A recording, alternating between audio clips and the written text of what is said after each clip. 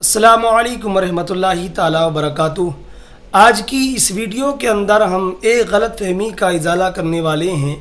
غلط فہمی یہ ہے کہ بہت سارے لوگوں کو کہتے ہوئے سنا جاتا ہے کہ ہم مرید اس لیے ہوئے ہیں تاکہ ہم مالدار ہو جائیں، اور بہت سارے لوگوں کو یہ بھی کہتے ہوئے سنا ہے کہ جب سے ہم مرید ہوئے ہیں تب سے ہم خوشحال ہو گئے ہیں، مالدار ہو گئے ہیں۔ اور دوسرے لوگوں کو بھی ایسے لوگ نصیحت کرتے ہیں کہ تم بھی مرید ہو جاؤ تاکہ تمہاری غربت ختم ہو جائے، تم مالدار ہو جاؤ۔ لیکن یہاں پر افسوس کا مقام یہ ہے کہ وہ طریقہ، وہ پیرا مریدی جو اب تک بخشش کا ذریعہ، جنت میں داخل ہونے کا سبب سمجھی جاتی تھی، آج لوگوں نے یہ سمجھ لیا ہے کہ پیر صرف اس لیے بنایا جاتا ہے کہ اگر ہم مرید ہو جائیں گے تو ہم مالدار ہو جائیں گے، ہماری غربت ختم ہو جائے گی، ہم اس سے تعویذ لے سکیں گے، وہ ہم پر جھاڑ پھونک کر سکے گا۔ صرف یہ نظریہ لوگوں کا آج بن گیا ہے۔ یہاں پر افسوس کا مقام یہ ہے کہ وہ پیرا مریدی جس کو شفاعت کا ذریعہ سمجھا جاتا تھا، جس کو سمجھا جاتا تھا کہ پیر کے نقش قدم پر چلنے کے بعد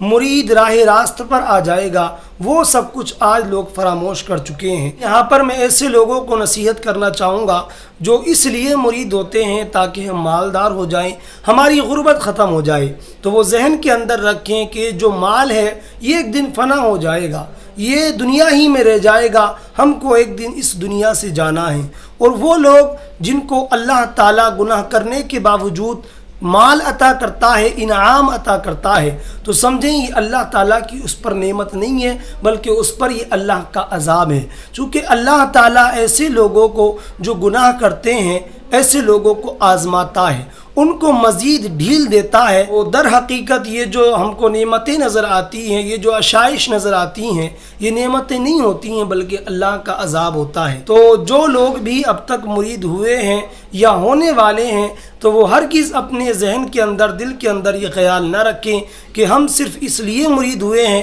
تاکہ ہم امیر ہو جائیں، مالدار ہو جائیں، بلکہ پیرا مریدی کا جو اصل مقصد ہے اس کو ذہن میں رکھیں کہ جو عہد و پیمان لیا جاتا ہے اس کے مطابق ہم زندگی بسر کریں، اللہ تعالیٰ کی عبادت کریں، چونکہ ہم کو ایک دن اس دنیا سے جانا ہے۔ تو امید کرتا ہوں یہ ویڈیو آپ کو پسند آئی ہوگی۔ اسی کے ساتھ وداع چاہتا ہوں، تب تک کے لیے خدا حافظ۔